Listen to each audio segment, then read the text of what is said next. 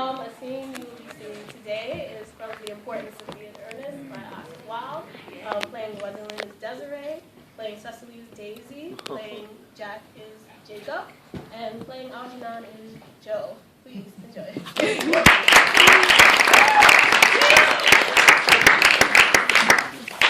Well, to speak with perfect candor, Cecily, I wish that you were fully 42 and more than usually plain for your age. Ernest has a strong, upright nature. He is the very soul of truth and honor. Disloyalty would be as impossible to him as deception. But even men of the noblest possible moral character are extremely influenced by the physical charms of others. Modern, no less than ancient history supplies us with many most painful examples of what I refer to. If it were not so, indeed, history would be quite unreadable. I beg your pardon, did you say Ernest? Oh, yes.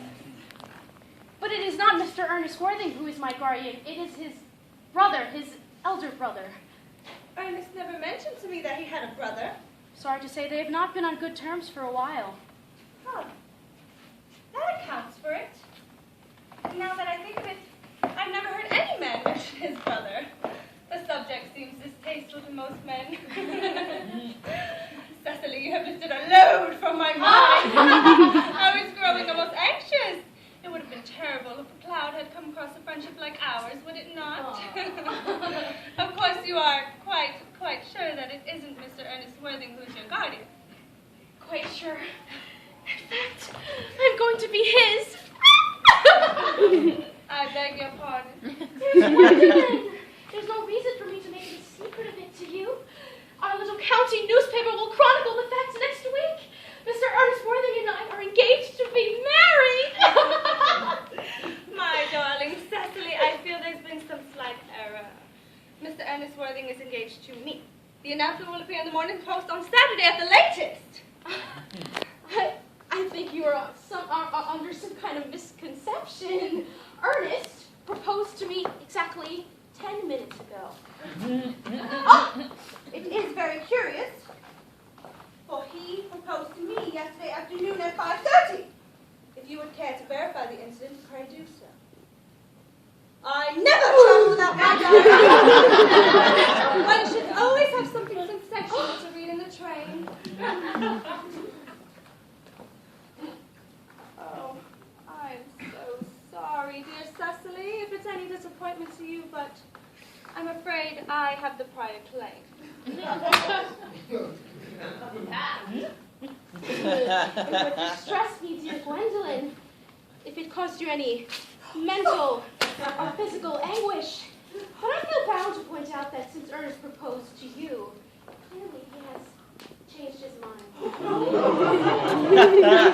poor fellow has been entrapped into some foolish promise. I shall consider it my duty to rescue him at once, and with a firm hand. Whatever entanglement my dear boy may have gone into, I will never reproach him until after we are married. Do you allude to me, Miss Cardew, as an entanglement?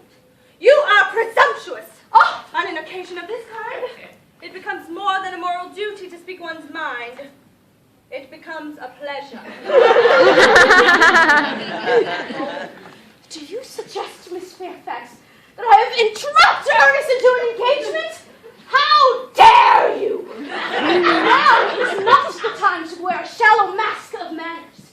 When I see a spade, I call it a spade. I am glad to say I have never seen a spade.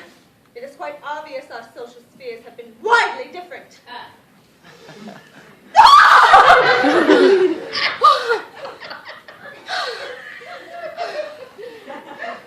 May I offer you some tea, Miss Fairfax?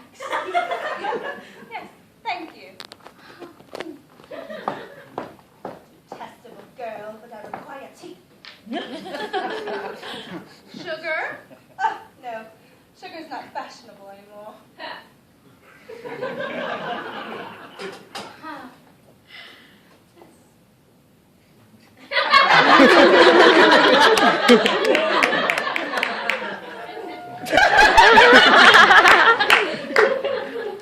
Cake or bread and butter? Oh, bread and butter, please. Cake is rarely seen at the best houses nowadays.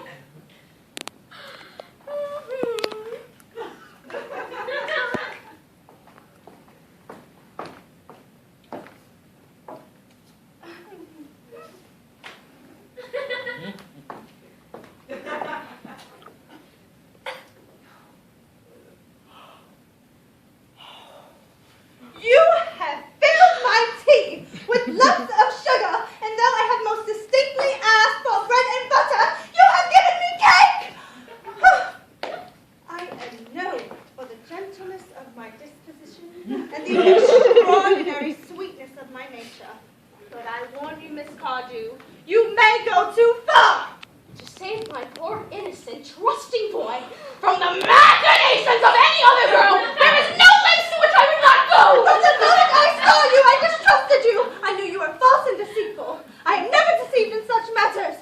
My first impressions of people are always invariably right. I am never wrong! It seems to me, Mr. Fairfax, that I have trespassed on your valuable time. No doubt you have other calls of a similar character to make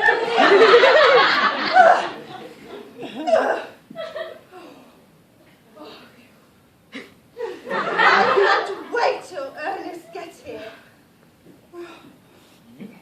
Ernest! Oh, Ernest! Gwendolyn, darling!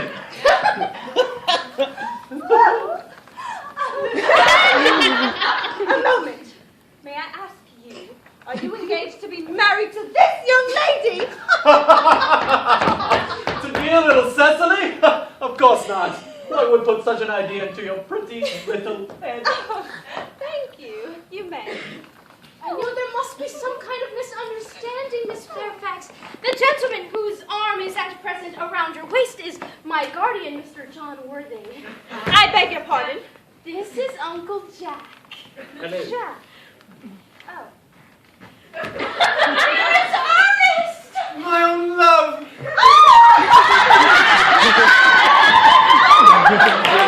A moment, Ernest. May I ask you, are you engaged to be married to this young woman here? To what young one? Good heavens! Gwendolyn! Yes, to good heavens, Gwendolyn, I mean to Gwendolyn! Don't be ridiculous. What could put such an idea into your pretty little head?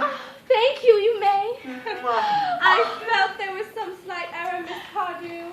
The gentleman who is at present embracing you is my cousin, Mr. Algernon Moncrieff. Algernon Moncrieff? Are you called Algernon? I cannot deny this. Is your name really John? Yes. It is. I could deny it if I liked, but I could deny anything if I liked. My name is certainly John. It has been John for years. A gross deception has been placed on both of us. My poor wounded Cecily!